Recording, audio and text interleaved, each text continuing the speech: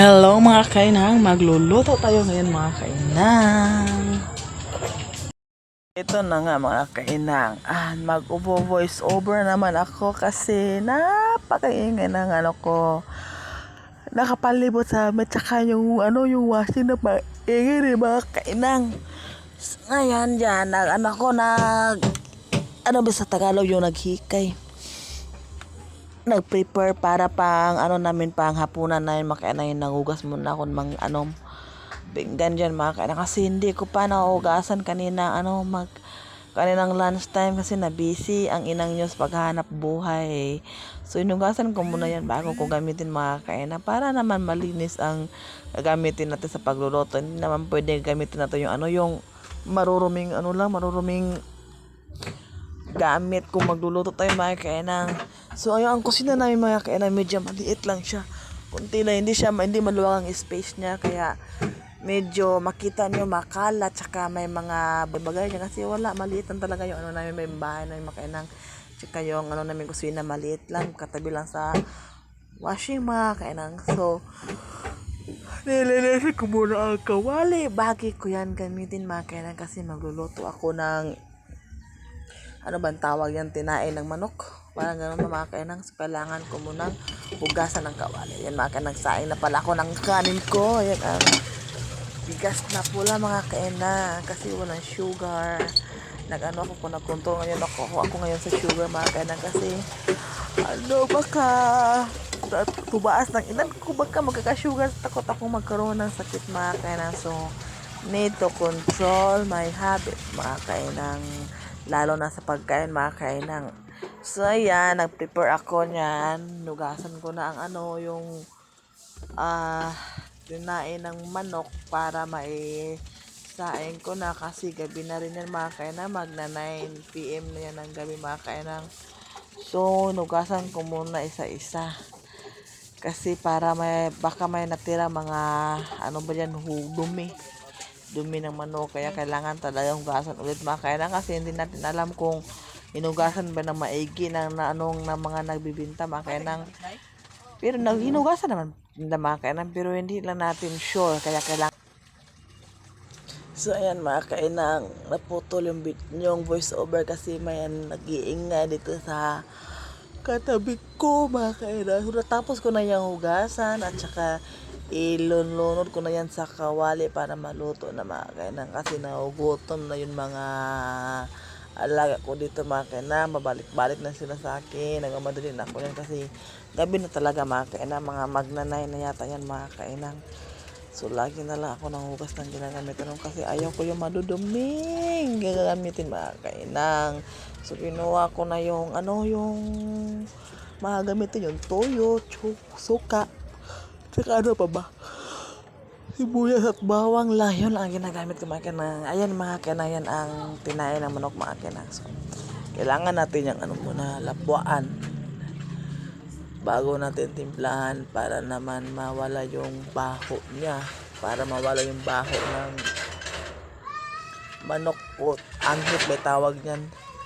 So kailangan natin yung lapuan na yun anak. Inuukay-ukay ko siya mga kainang para may makita ko madumi, kinukuha ko at kaninis ko ulit mga kainang bago ko isinama dyan hanggang sa makumulo yan. Ko talaga, okay ko talaga mga para malinis talaga yung kinakain namin kasi mahirap na magkasakit, bawal magkasakit ngayong panahon kasi napakahirap ng buhay. Pag wala kang pera, wala makatulong sa'yo pag ikaw magkasakit. Ayan, nag-prepare na ako na ng lamas, so bumba tsaka aos lang meron ako. So yan ang ginagamit ko, tinatik ko yan kasi ako ng pako. So natin ko yan mga kainang. Kailangan natin ngayon magtipid, bawal talagang magastos kasi wala talaga mga kainang, wala makakatulong sa'yo mga kainang. Sarili mo lang makakatulong sa'yo, walang iba makakatulong sa'yo kundi sarili mo lang. Kailangan mo magtipid sa ngayon kasi napakamahal na mga bilihin ngayon at yung pera, yung sahod lumiliit, pero yung mga bilihin tumataas. Ano ba nangyari dito ngayon sa ating bansa? hanggang kailan tayo maghihirap, matatapos yung mga paghihirap natin. Napakahirap talaga. Tsaka yung mga trabaho, napakadalang ng mga kainan kasi napakamahal na nga. Yung mga tao magpapatrabaho, hindi na. Sila na mismo yung nagtrabaho kasi magsuhol pa sila, magbili pa sila ng kanilang mga materials. So mahal na talaga mga kainan. Tapos ako maggutan mga kainan, hinugasan ko na ang pako. Kasi isang salad ko yan mga pako. Ayan, binalikan ko ulit yung tinae ng manok. At saka okay ko hanggang sa kumulo na yan mga kainang. So kumulo na siya. Minsan na ano na siya, na bukaran na siya mga kainang. Malapit na mawala yung angkit niya. So natapos ko yung mga kainang, nahon ko nila sa kawali at saka nagsiyan. Gisan ako ng mga ahos tsaka sibuyas mga kainang. Kunti lang kasi nati ko yun. Nati ko yun kasi may pagagamitan pa ako mga kainang. Nilunod ko na yan. Pag ganyan na yung itsura niya, meaning okay na yan, na pakuluan na yan ng maigi. So, nag-start na ako magluto. Madali lang yung luto niya. Sa luto na yan mga kainang. Inawala na yung baho niya. Ginamix ko lang yung labas. Nilagay ko yun niya ng mga kainang, yung mga seasoning like toyo, suka. Ginasa-mix yan lang mga kainang. Simpleng luto lang yung mga kainang kasi hindi naman tayo nagpa-contest ng mga chip dito eh. So, simple lang. Para lang may mapanglasa tsaka mawala yung amoy niya tsaka mga kainang masarap tsaka malinis yung pagluluto natin. Medyo magulo talaga yung na yan mga kainang. Yung sink namin, yung lababo mga kainang. May mga sabon pa dyan, pa dyan mga gamit suklay. Kasi wala kami ibang paglalagyan yan talaga mga kainang. Tsaka yung maliit yung talaga yung na yan mga kainang. Lababo namin tsaka yung bahay na yung mga kainang, wala pa medyo space. Yan ang sira pa nga to. Kailangan ko pa ng budget na kainang para mapaayos ang bahay. Pero sa ngayon, wala muna.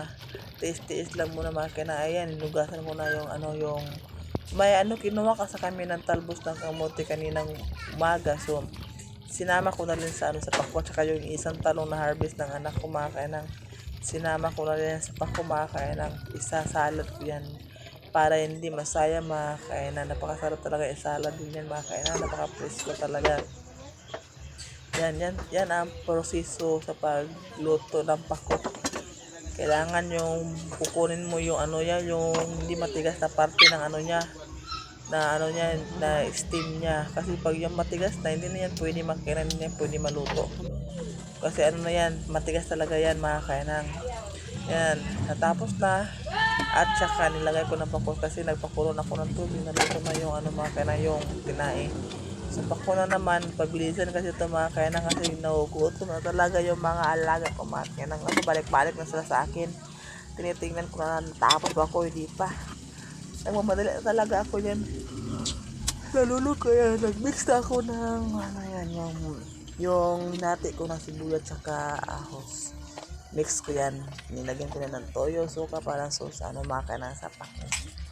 Medyo masarap din mga kainan kahit konti lang yung lamas na ginamit ko. Ginisa-mix talaga ang suki ko nga seasoning mga kainan kasi nasarapan ako sa ginisa-mix. Hindi masyadong hard yung seasoning na yan mga kainan. So, minix ko yan.